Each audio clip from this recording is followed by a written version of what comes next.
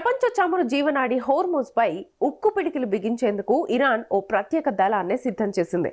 అయితే ఇది పూర్తి స్థాయిలో రంగంలోకి దిగలేదు. అమెరికా 3 భారీ యుద్ధ విమాన వాహక నౌకలను గల్ఫ్ ప్రాంతానికి పంపినా అవి హోర్ముజ్ వైపు వచ్చేందుకు తటపటాయిస్తున్నాయి. మరోవైపు ఐఆర్జీసీ మాత్రం అమెరికా నౌకలు ఎప్పుడు వచ్చినా అభ్యంతరం లేదని, వాటికి తగిన సమాధానం చెబుతామని ప్రకటించింది. అగ్రదేశాల రక్షణ వ్యవస్థలను అలసిపోయేలా చేసే ఆయుధాలతో ఇరాన్ దళాలు హోర్ముజ్ వద్ద సిద్ధంగా ఉన్నాయి. ఇరాన్ చిన్నపాటి ఫాస్ట్ బోట్స్ ఇప్పటి వరకు యుద్ధంలో ఎటువంటి ప్రభావం చూపలేదు. కానీ సముద్ర దిగ్బంధ వ్యూహంలో మస్కిటో ప్లీట్గా పిలిచే ఈ చిన్న పడవలదే కీలక పాత్ర.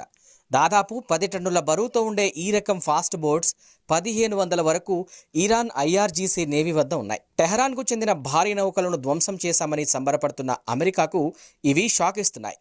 రెండో ప్రపంచ యుద్ధంలో పీటీ బోట్ల వ్యూహాలను నేటి ఆధునిక యాంటీషిప్ మిసైల్ బోట్లతో సమ్మిళితం చేసి ఇరాన్ వాడుతోంది. మొత్తం చిన్న పడవల్లో ఈ తరహా మిసైల్ బోట్లు 300 వరకు ఉన్నట్లు అంచనా. నాజర్, కౌజర్ వంటి short range supersonic guided క్షిపణులను వీటిపై అమర్చి వాడుతున్నారు. వీటితో పాటు తీర ప్రాంతాల నుంచి ప్రయోగించేలా గధేర్, జాఫర్, అబు మహదీ వంటి క్షిపణులున్నాయి. ఇక ఈ చిన్న బోట్లు స్మార్ట్ మైన్స్ను అమర్చడం వంటివి కూడా చేయగలవు.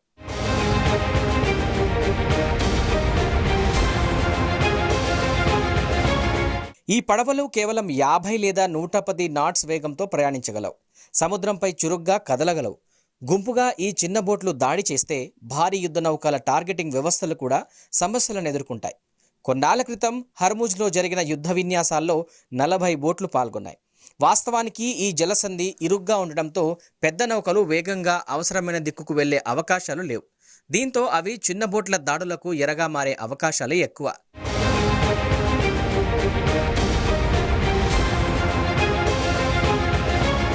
టెహరాన్ తయారు చేసిన చిన్నపాటి డ్రోన్ బోట్లు చమురు ట్యాంకర్లకు ప్రాణాంతకంగా మారాయి. ఇప్పటికే ట్యాంకర్లపై దాడుల్లో ఇవి పాల్గొన్నాయి. గతంలో ఉక్రెయిన్ కూడా ఇలాంటి బోట్లనే రష్యాపై వాడింది. ఇటీవల జనవరిలో ఐఆర్జీసీ విడుదల చేసిన వీడియోలో ఓ భూగర్భ స్థావరంలో పెద్ద సంఖ్యలో ఈ డ్రోన్ బోట్లున్నాయి. ఇరాన్ దళాలకు అనుబంధంగా పనిచేసే హూతీలు ఇప్పటికే డ్రోన్ బోట్లను వినియోగించారు. చిన్న ఫైబర్ గ్లాస్ లేదా చెక్క పడవలను మానవరహిత బోట్లుగా తీర్చిదిద్దారు. ఇప్పటికే కువైట్ వద్ద సోనాంగ్ నమీబే, ఇరాక్ సమీపంలో సేఫ్ సి విష్ణు, సెఫిరోజ్ ట్యాంకర్లపై వీటిని ప్రయోగించినట్లు అనుమానిస్తున్నారు.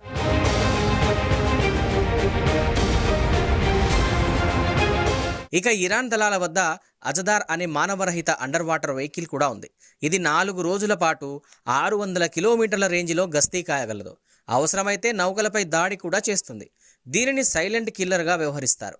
అమెరికా నౌకలే లక్ష్యంగా అభివృద్ధి చేశారు. వీటిని గగనతలం నుంచి గుర్తించి ధ్వంసం చేయడం చాలా కష్టం. ఇరాన్ పన్నుతున్న ఈ వ్యూహాలు అమెరికా, ఇజ్రాయెల్ ఖర్చును గణనీయంగా పెంచుతాయి.